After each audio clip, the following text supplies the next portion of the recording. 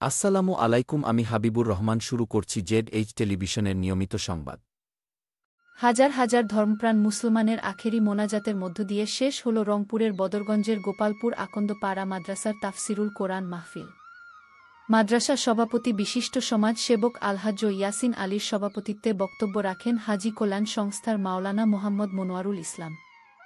বিশেষ অতিথি হিসেবে বক্তব্য রাখেন জাতীয়তাবাদী স্বেচ্ছাসেবক দলের রংপুর জেলা শাখার সদস্য বিশিষ্ট সমাজসেবক ও ব্যবসায়ী প্রকৌশলী জুবায়ের সিদ্দিকী সাদ্দাম। স্বাগতিক বক্তব্য রাখেন অত্র মাদ্রাসার সহসভাপতি জিনুরাইন মাদ্রাসা রংপুর এর পরিচালক আলহাজ্জ মাওলানা মোহাম্মদ রবিউল ইসলাম। মাহফিলের প্রধান আকর্ষণ আন্তর্জাতিক খ্যাতি সম্পূর্ণ মুফাসসিরে কোরআন আলহাজ্জ মাওলানা মোক আব্দুল খালেক শরীয়তপুরী, ঢাকা। মাদ্রাসার নানার দিক সমস্যা তুলে ধরে বক্তব্য রাখেন অত্র মোহতামিম হাফেজ মাওলানা মোক হাসানুজ্জামান।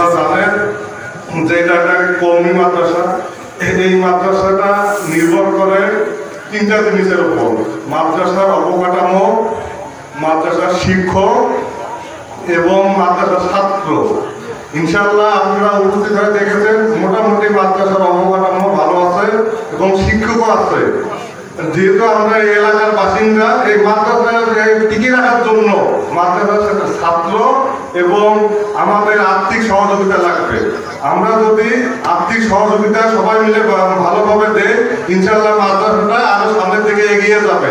তাই আপনাদের কাছে আমার অনুরোধ থাকলো, যেহেতু আমাদের এলাকার মাদ্রাসা, আপনারা সবাই সবার জায়গা থেকে মাদ্রাসাকে আর্থিকভাবে সহযোগিতা করবে এবং যার যার বাচ্চা আছে ইসলামের রাস্তায় তাদেরকে নিয়ে আসতে চান এবং এই মাদ্রাসায় দিবেন।